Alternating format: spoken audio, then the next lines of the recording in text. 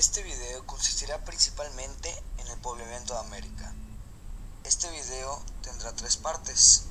La primera consistirá en las teorías de poblamiento de América, tanto mitos y leyendas como las científicas. La segunda será los primeros pobladores del continente americano y la tercera la sociedad indígena en la historia de México. Bueno, comenzamos. Empezamos con los mitos y leyendas sobre el origen americano o las teorías no científicas. La primera teoría o mito y leyenda de poblamiento de América habla de las tribus perdidas. Se dicen que estas tribus que se perdieron en las neblinas de la historia fueron las tribus que formaban el reino de Israel. Se cree que eran 10, que fue conquistado por los asirios, llevándolos a un destierro del que no se tiene noticia. Las tribus que constituían el reino de Judea sufrieron la deportación a Babilonia, pues fue este reino el que les conquistó después de la caída del reino asirio. Fueron estas tribus las que recibieron la autorización por parte del rey persa Ciro para volver a sus tierras. Por lo menos eso es lo que se cree desde hace muchos años. Entre las distintas teorías planteadas se dice que las 10 tribus perdidas emigraron a la América prehispánica y que se convirtieron en cristianos nestorianos en Asiria.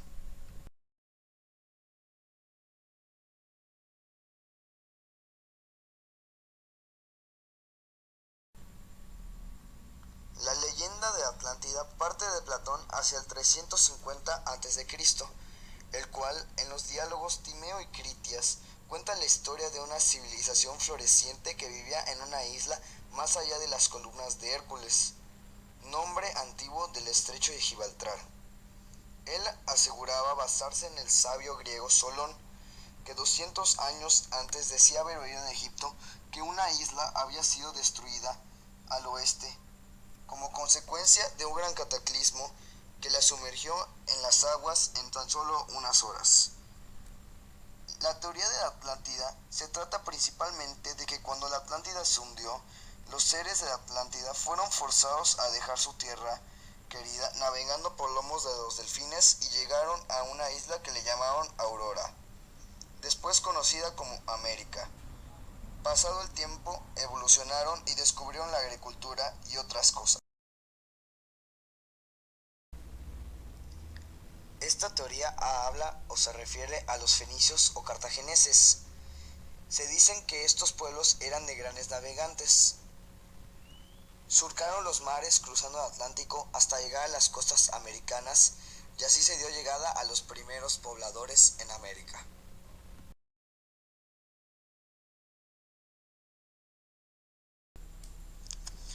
Se dice que los primeros misioneros que se instalaron en América en el siglo XVI eran considerados grupos de cristianos que colonizaron el continente americano.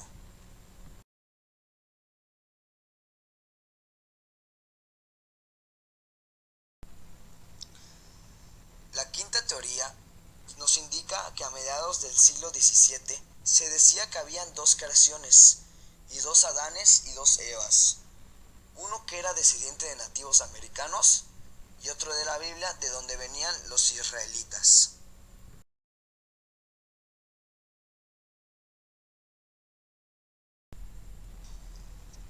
La primera teoría científica habla de la teoría del origen único.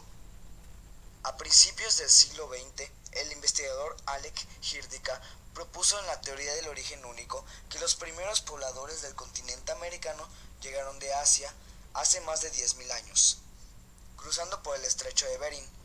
Apoyaba su propuesta en una serie de datos que demostraban que durante el Pleistoceno gran parte del continente estaba cubierto por un glaciar. En efecto, estos mantos de hielo se extendieron tierra adentro, lo que ocasionó que el nivel del mar descendiera cerca de 100 metros, y con ello que emergiera un paso terrestre por el estrecho de Bering, el cual fue cruzado por un grupo de humanos que seguían a los rebaños de animales que constituían su dieta, ya que su actividad más importante era la caza. Como podemos ver en el mapa, el estrecho de Bering se encuentra en los continentes de Asia y América. En la parte de Asia se encuentra en Siberia y en América en Alaska. Como podemos ver, en medio de ellos dos se encuentra la parte donde descendió el mar y de ahí los nómadas agarraron el camino y de ahí siguieron hacia América.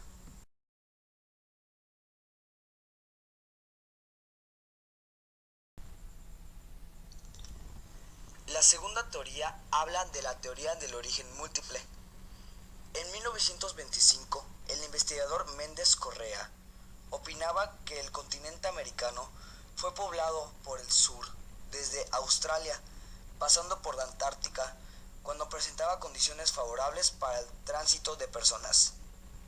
Al poco tiempo, Hugo Grocio y Daniel Wilson plantearon el origen oceánico, si bien los primeros grupos llevaron por la ruta que surgiera Méndez Correa. También lo hicieron navegando por el Océano Pacífico. Más tarde, Paul Rivet retomó los planteamientos de Alec Hirdika, Méndez Correa, Hugo Grocio y Daniel Wilson para proponer la teoría del origen múltiple, según la cual el poblamiento de América se realizó por varias rutas, siendo la de Bering y la Antártica las más importantes. Como podemos ver en el mapa de esta teoría, igual agarraron la parte del origen único, donde pasan en el estrecho de Bering por Siberia y Alaska, y de ahí descendieron de Canadá hacia Estados Unidos y de ahí después a los demás países. Aquí muestra, igual que en Australia, se fueron a Chile, en la parte de Chile de Sudamérica, y igual descendieron a la Antártica, y de la Antártica fueron a Sudamérica en la parte baja igual.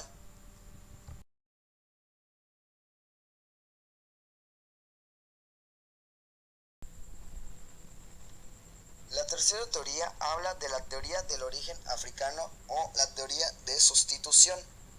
Esta teoría es la teoría con más evidencias científicas y la que hoy prevalece como más aceptable en la comunidad científica. Establece que el origen del hombre moderno fue en África alrededor del 100.000 a.C., cuando aparece en el registro el Homo sapiens. Este se trasladó de África hacia Medio Oriente y luego Europa, y terminó por poblar todo el planeta.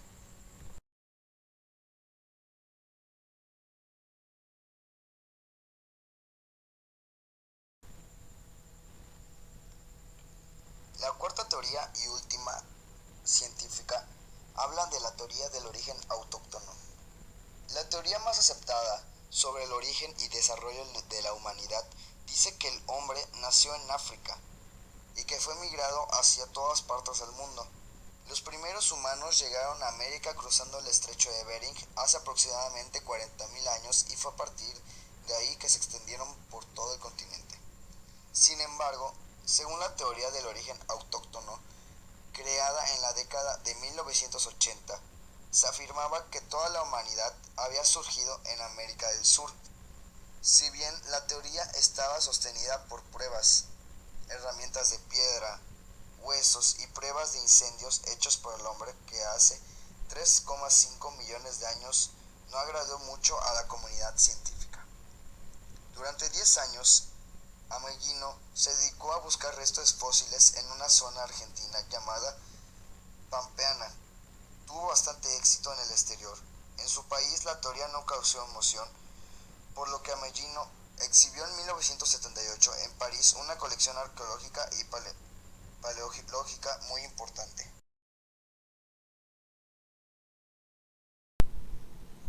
Esta parte del video habla de los poblamientos de América o los complejos que se establecieron en el continente en el pasado. El primero es el complejo Sandía. Este complejo va de 25.000 años a 15.000 años antes de Cristo.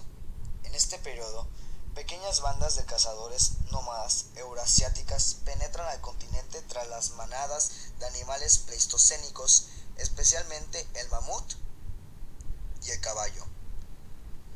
Después se agregaron el mastodonte, el perezoso gigante y el bisonte de gran cornamenta.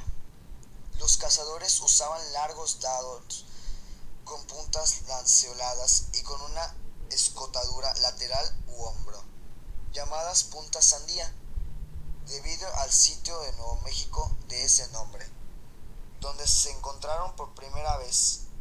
La escotadura lateral y el asqueado guardan semejanzas con las de gravetiense y solutense de Europa y Asia. También se han encontrado raspadores de pieles con caras romas y cuellos estrechos, parecidos a los de Asia, los mismos que implementos bifaciales y restos de mastodonte, mamut, caballo, bisonte y camello, algunos de ellos calcinados.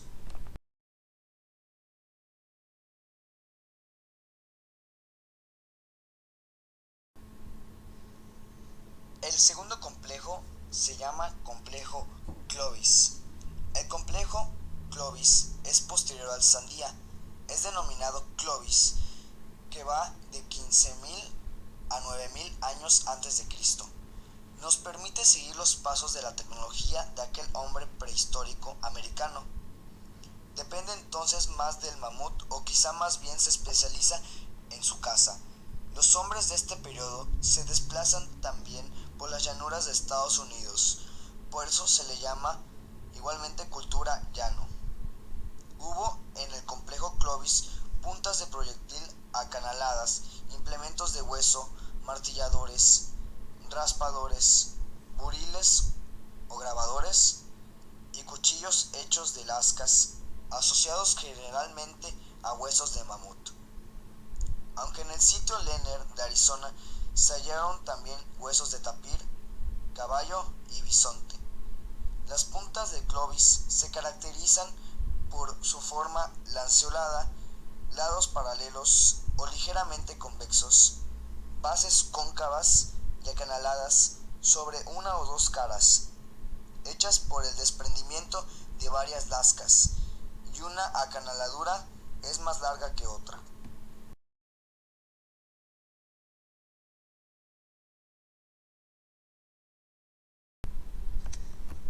El tercer complejo es denominado complejo Folsom. El complejo Folsom va de 9.000 a 7.000 años antes de Cristo. Es notoria una verdadera maestría en las puntas, por su gran finura y delicado lasqueado a presión. Se caracterizan por su forma lanceolada, bases cóncavas y un surco longitudinal o acanaladura en cada cara y a lo largo de casi toda la punta. Dicha acanaladura se obtenía por el desprendimiento de una sola lasca, es decir, se había alcanzado la maestría. Las puntas se encuentran asociadas con huesos de bisonte, tal vez por la extinción del mamut o por una especialización en la caza de ese animal. Existen además raspadores de varios tipos, martilladores, pulidores de piedra, machacadores, cuchillos hechos de finas lascas, paletas de piedra, punzones de hueso, grabadores, cuentas de piedra y de hueso, los mismos que algunos discos con los bordes decorados, tal vez para usarse como pendientes. Pero lo más importante es que durante este periodo se encuentra por primera vez el uso indudable de lanzadardos o atatl, como le llamaban los nahuas. Este ingenioso instrumento, que a veces se llega a convertir en épocas históricas en verdadera obra de arte, se sigue utilizando en algunas partes del continente.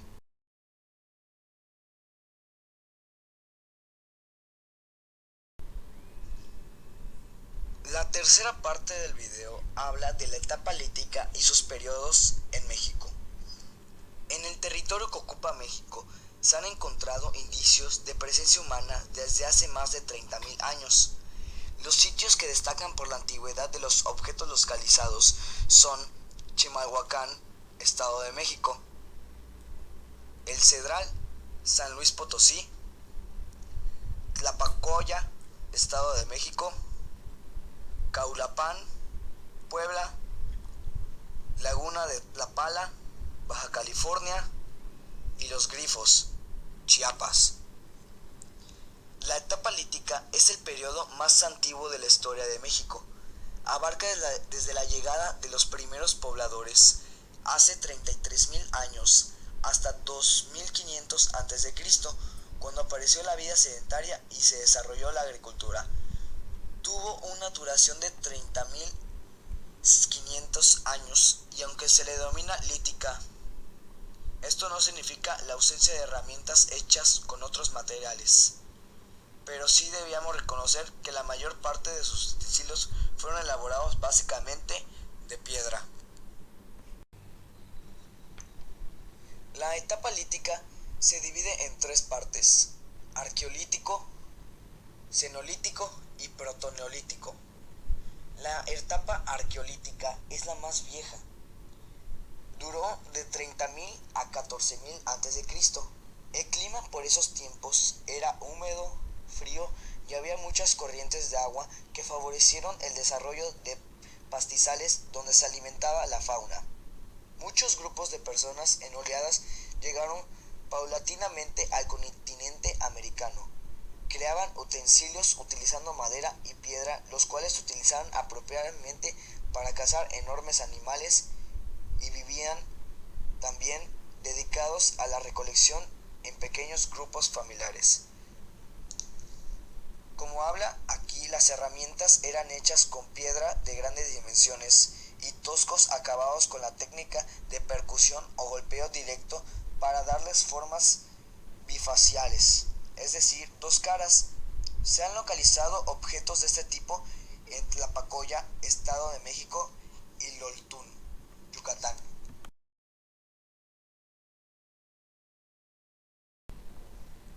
La segunda parte se llamó Cenolítico. Abarcó del año 14.000 al 5.000 a.C.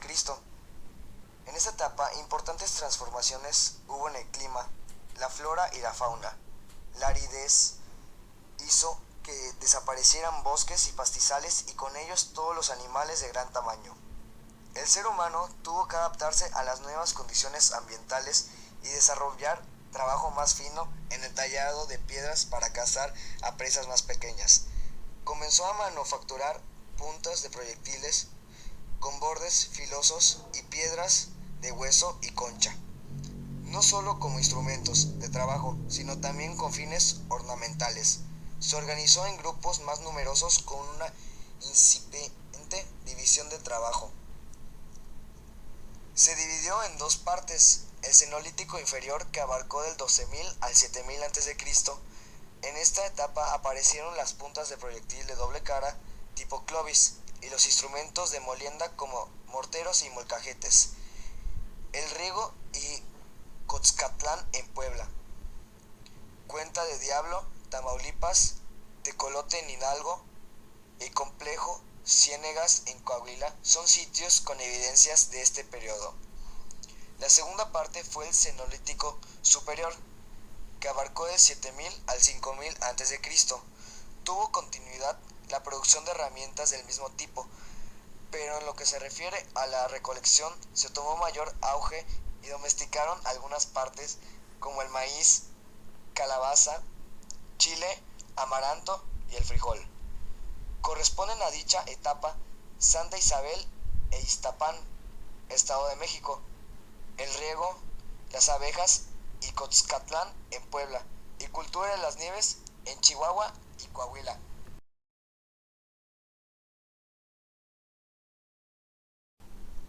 La última parte se llamó Protoneolítico. Abarcó del año 5.000 al 2.500 a.C. Mientras la mayor parte de las sociedades de México antiguo mantenían la forma de vida del Cenolítico superior, algunos grupos del centro de México se volvieron sedentarios y desarrollaron nuevas técnicas para la fabricación de sus herramientas, como el pulido de la piedra.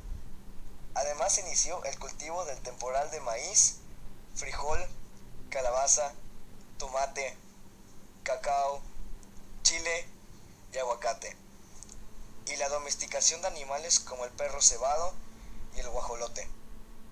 A la larga, la vida sedentaria propició el surgimiento de las primeras aldeas y luego los centros cívico-religiosos.